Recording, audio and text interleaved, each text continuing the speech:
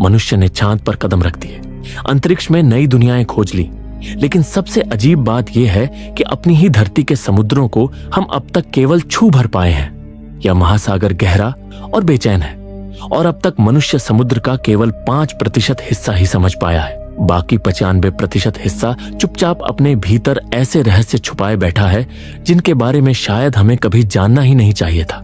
लेकिन मनुष्य का स्वभाव ही ऐसा है, जहां अंधेरा हो वहां झांक कर देखने की इच्छा जागती है, जहां रहस्य हो वहां उसे खोलने की जिद पैदा होती है। और शायद इसी जिद में कभी कभी मनुष्य उस परत को हिला देता है जिसे हमेशा के लिए शांत और बंद रहना चाहिए था। दोस्तों, अगर आपको ऐसी जबरदस्त साइंस फिक्शन फिल्में पसंद हैं तो आप बिल्कुल सही जगह पर आए हैं। ऐसी ही और धमाकेदार एक्सप्लेनेशन के लिए चैनल को सब्सक्राइब कर लीजिए। तो चलिए बिना किसी देरी के वीडियो शुरू करते हैं। समुद्र की बेतहाशा गहराइयों में कई किलोमीटर तक फैला एक विशाल रिसर्च बेस खामोशी से मौजूद था, जैसे इंसान समुद्र के दिल में उतरकर ऐसी हद पार कर चुका हो जहां उसे कभी कदम नहीं रखना चाहिए था।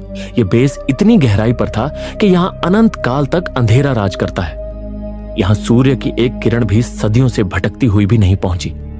इस ठंडे अंधकार के बीच यही जगह थी जहां 316 लोग रहते थे।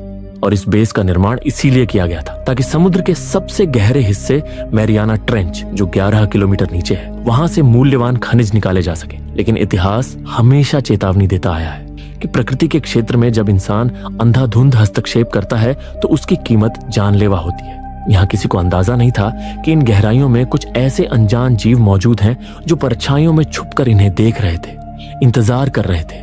अब दृश्य बेस के भीतर खिसकता है। पूरे कॉरिडोर में अजीब सा सन्नाटा पसरा था। लाइट बल्ब किसी मरणासन्न सांस की तरह टिमटिमा रहे थे, मानो आने वाले विनाश की उलटी गिनती चल रही हो। वहीं हमें नोरा दिखाई देती है, जो इसी बेस की सदस्य थी। नोरा हिचकिचाती आवाज में कहती है कि जब तुम महीनों तक समुद्र की इतनी गहराई में रहते हो तो पता ही नहीं चलता कि दिन है या रात। समय की धड़कन तक सुनाई देना बंद हो जाती है। वह कहती है कि कभी कभी यहाँ इतनी बेचैनी छा जाती है कि सपने और सच का फर्क खत्म होने लगता है। इसी बीच अचानक पूरे बेस की लाइटें अजीब तरह से कांपने लगती हैं। नोरा धीरे से अपनी जैकेट पहनकर वॉशरूम से बाहर कदम रखती है। तभी वह ऊपर से पानी की बूंदें गिरती देखती है। यह दृश्य उसे भीतर तक जमा देता है, क्योंकि इस गहराई में पानी का दबाव इतना राक्षसी होता है कि मानव शरीर की हड्डियों तक को एक झटके में चकनाचूर कर सकता है। नोरा कुछ समझ भी नहीं पाती कि तभी अगले ही पल बेस की भारी दीवारें चरमराकर खुल जाती हैं और समुद्र का पानी भीतर टूट पड़ता है।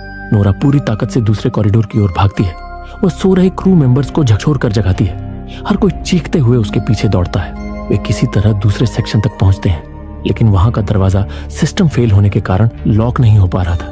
नोरा तेज हाथों से पैनल खोलकर वायरिंग ठीक